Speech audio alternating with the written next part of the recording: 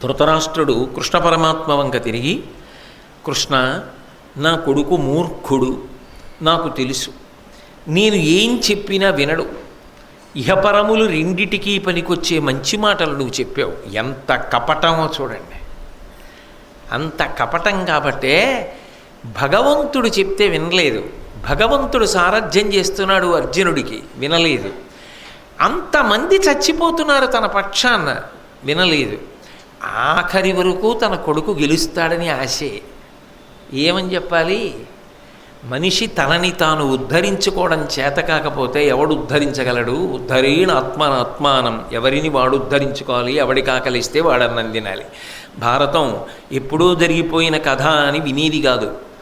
దాని ద్వారా మనం నిరంతరం మార్చుకోవలసినటువంటి జీవన విధానం తెలియచేయబడుతుంది. కాబట్టి నాకా వాడికి చెప్పే చొరవ లేదు, తనకి చొరవ లేదుట. వాడు నా మాట వినడు. కాబట్టి నువ్వే చెప్పు దుర్యోధనుడికి. చెప్పి దుర్యోధనుడు ఏమంటాడో అడుగు. ఆయన ఇంత కష్టపడి చెప్పాడా? చెప్పి ఏం చేయమంటావు చెప్పన్నాడా? పేరుకి రాజా, కొడుకులా, ఇన్ని మాటలు చెప్పిన తర్వాత నాకు చొరవ లేదు, నా మాట వినడు, వాడు మూర్ఖుడు. నువ్వు చెప్పినవి చాలా బాగా చెప్పావు. ఇహపరాలు రెండూ సిద్ధిస్తాయి నీ మాట వింటే, కానీ వాడు వినడం. నువ్వే చెప్పు అంటే దుర్యోధనుడు కృష్ణుడి మాట వినలేదు. అసలు వినలేదు కాదు, కృష్ణుడు కాదు, మహర్షులు చెప్తున్నా సరే ఆయన వినే తీరు అలా ఉంటుంది.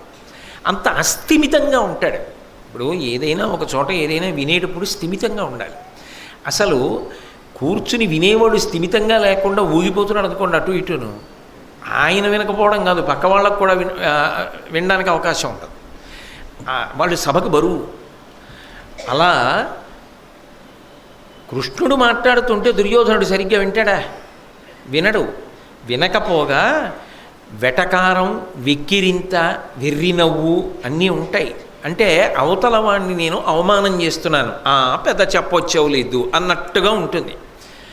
దుర్యోధనుడికి చెప్పమండంలో దుర్యోధనుడు మాట వినడు అని తెలిసి, కృష్ణ పరమాత్మ అంటే అపారమైన శత్రుభావన ఉన్నవాడు, ఆఖరికి బంధించాలనుకుంటున్నాడని తెలిసి దుర్యోధనుడికి చెప్పని చెప్పించచ్చా? అసలు అదే మర్యాద, అదే ప్రవర్తించవలసిన విధానం. అంటే పైకి ఎంతో మంచితనం, గుండె నిండా కపటం. అందుకే కదా విదురుడు ఎత్తి చూపించాడు. కృష్ణుడికి ఇవ్వడానికి బహుమానాలు ఇస్తావా? కృష్ణుడు చెప్పినట్టు పాండవులకి ఇవ్వడానికి 5 ఊళ్ళు లేవా? ఇంకంతకన్నా వాత ఉంటుందండి. ఎన్ని వాతలు పెడితే మాత్రం ఆ తండ్రి కొడుకుల్ని ఎవరు బాగు చేయగలరు? ఎవరూ బాగు చేయలేకపోయారు. ఆ మూర్ఖత్వం అటువంటిది అని చెప్తే, అయినా కూడా మహానుభావుడు కృష్ణ పరమాత్మ నేనెందుకు చెప్పాలనలేదు. పరమ ప్రేమతో దుర్యోధనుడితో మాట్లాడాడు. ఏమయ్యా, ఎవరో బయట వాళ్ళందరినీ తీసుకొచ్చి దగ్గరికి చేర్చుకుంటున్నావు. వాళ్ళు మహాబలవంతులంటావు, వాళ్ళు రేపొద్దున్న యుద్ధానికి వస్తారంటావు, వాళ్ళ ముందు నిలబడగలిగిన వాడు లేడంటావు. అంటే కర్ణుడిని ఉద్దేశించి ఇన్ని మాటలు చెప్తున్నావు కదా, ఈ మాటలు అన్నీ నీ తమ్ముళ్ళకి అన్వయం కావా? ధర్మరాజు పెద్దవాడు, కొంతమంది చిన్నవాళ్ళు. ధర్మరాజాదులకు నీ సోదరులకు అన్వయం కావా? అర్జునుడు అరివీర భయంకరుడు కాడా? గాంధీవం పట్టుకుని అద్భుతంగా బాణాలు వేయలేడా? భీముడు గదాదండం పట్టుకుని గొప్ప యుద్ధం చెయ్యడా? నీవారన్న వారిని చిన్నబుచ్చడం ఏమిటి? ఊళ్ళో ఉన్న వాళ్ళని శక్తివంతులు కాకపోయినా శక్తివంతులని చెప్పి తీసుకొచ్చి భుజాల మీద ఎక్కించుకోవడం ఏమిటి? అందరూ నవ్వరు. వీళ్ళని పట్టుకుని అయిన వాళ్ళ మీద కలియబడతావా? కలియబడి వాళ్ళతో యుద్ధం చేస్తావా? ఆఖరికి ఎవరిని నమ్మి యుద్ధానికి వస్తున్నావో వాళ్ళు నీ కళ్ళ ముందు పడిపోతే ఆ తర్వాత బాధపడి ప్రయోజనం ఏమిటి? అసలు నీవారెవరో నువ్వు గుర్తించలేకపోతున్నావు.